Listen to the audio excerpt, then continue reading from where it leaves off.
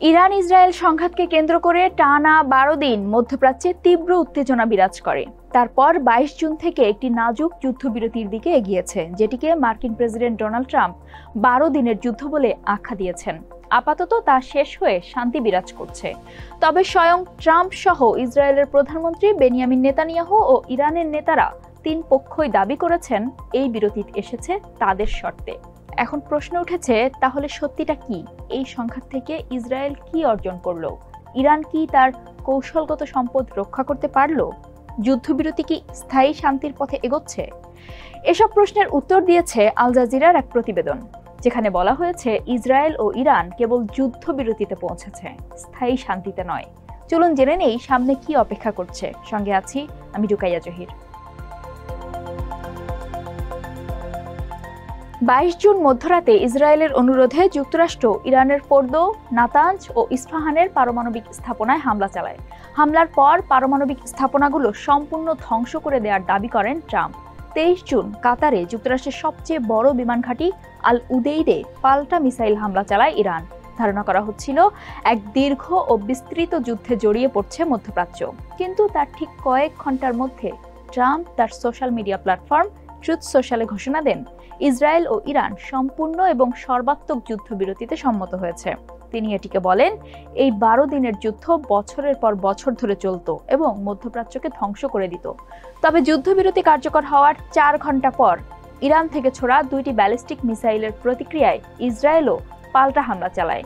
যদিও ইরান দাবি করে তারা সেই মিসাইল ছোড়েনি এবং 2টি মিসাইলই প্রতিহত করা হয়, তবুও ইসরায়েল তেহরানের কাছে একটি রাডার স্টেশন ধ্বংস করে দেয়।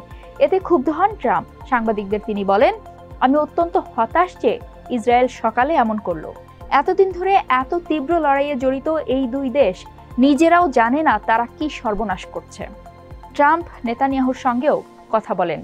এরপর সকাল 11:30টার দিকে যুদ্ধবিরতি আবার কার্যকর হয়। ট্রুথ সোশ্যালে ট্রাম্প লেখেন, ইসরায়েল ইরানে আর কোনো হামলা চালাবে না, সব প্লেন ঘুরে যাবে এবং ইরানের উদ্দেশ্যে ফ্রেন্ডলি প্লেন ওয়েভ বা বন্ধুত্বপূর্ণ বিমান শুভেচ্ছা বিনিময় করবে। কেউ আঘাত পাবে না, যুদ্ধবিরতি কার্যকর আছে।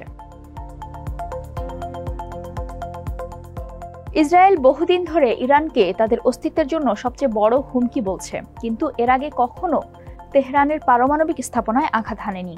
13 জুন ইসরায়েল সেই সীমারেখা অতিক্রম করে নাতাঞ্জ ফুয়েল এনরিচমেন্ট প্লান্ট ও ইস্পাহানের পারমাণবিক প্রযুক্তি কমপ্লেক্সে হামলা চালায়। জবাবে ইরানও ড্রোন ও মিসাইল ছোড়ে। এর আগে ইসরায়েল প্রতিবেশী সিরিয়া ও ইরাকের পারমাণবিক স্থাপনায় হামলা চালিয়েছিল, কিন্তু এবার প্রমাণ করল যে দূরবর্তী জটিল মিশনও তারা চালাতে পারে। এমনকি বেশ দক্ষতার সাথে তারা আন্তর্জাতিক সমালোচনাও মোকাবিলা করেছে, যেখানে অনেকেই বলেছে ইরানে হামলা বেআইনি ছিল। ইসরায়েল দাবি করে এটি ছিল আগাম আত্মরক্ষামূলক হামলা, যদিও অনেকেই একমত নয় যে ইরান পারমাণবিক বোমা বানাচ্ছিল বা ইসরায়েলের উপর তা ব্যবহারের পরিকল্পনা করেছিল। নেতানিয়াহু 18 জুন বলেন, আমি বিশ্ব নেতাদের সঙ্গে কথা বলেছি, তারা আমাদের সংকল্প ও আমাদের বাহিনীর অর্জন দেখে মুগ্ধ। সবশেষ ইসরায়েল এটা দেখিয়েছে যে ছোটখাটো কোনো সংঘাতেও তারা যুক্তরাষ্ট্রকে মধ্যপ্রাচ্যে টেনে আনতে পারে। তবে 1967 ও 1973 সালের যুদ্ধে যুক্তরাষ্ট্র কেবল উপকরণ দিয়েছিল, সরাসরি যুদ্ধে অংশ নেয়নি। নেতানিয়াহু ট্রাম্পকে তাদের পাশে দাঁড়ানোর জন্য ধন্যবাদও জানান। এমন এক সময়ে অপারেশন রাইজিং লায়ন সংঘটিত হয়, যার আগেই ইসরায়েল ইরানের আঞ্চলিক মিত্র যেমন ইয়েমেনের হুথি, গাজার হামাস, লেবাননের হিজবুল্লাহকে দুর্বল করে দিয়েছে। ফলে গত 2 বছর ধরে হামাস ও হিজবুল্লাহকে দুর্বল করতে গিয়ে এই প্রস্তুতি নিয়েছে ইসরায়েল। ইসরায়েল ইরানের ভূপৃষ্ঠের অনেক স্থাপনা ক্ষতিগ্রস্ত করেছে এবং যুক্তরাষ্ট্র দাবি করেছে যে তারা ভূগর্ভস্থ স্থাপনাও ধ্বংস করেছে। কিন্তু উপগ্রহ চিত্রে হামলার স্থান নির্ধারণ করা গেলেও কি ধ্বংস হয়েছে তা নিশ্চিতভাবে বলা যায় না। এর জন্য সাইট পরিদর্শন প্রয়োজন। আন্তর্জাতিক পরমাণু শক্তি সংস্থা IAEA এর পরিচালক রাফায়েল গ্রোজি বলেন, বর্তমানে IAEA সহ কেউ ফোর্দোর ভূগর্ভস্থ ক্ষয়ক্ষতি পুরোপুরি মূল্যায়ন করতে সক্ষম নয়। ব্যবহৃত বিস্ফোরক এবং সেন্ট্রিফিউজের স্পর্শকাতরতা বিবেচনায় গুরুত্বপূর্ণ ক্ষতির সম্ভাবনাও রয়েছে। এছাড়াও IAEA জানিয়েছে ইরানের কাছে 400 কেজি উচ্চ মাত্রার সমৃদ্ধ ইউরেনিয়াম আছে, যার অবস্থান এখনও অনিশ্চিত। ইরানের পারমাণবিক শক্তি সংস্থার প্রধান মোহাম্মদ ইসলামি বলেন, স্থাপনা পুনরুদ্ধারের প্রস্তুতি আগে থেকেই ছিল এবং আমাদের পরিকল্পনা হলো উৎপাদন বা সেবা যেন কোনোভাবে বাধাগ্রস্ত না হয়।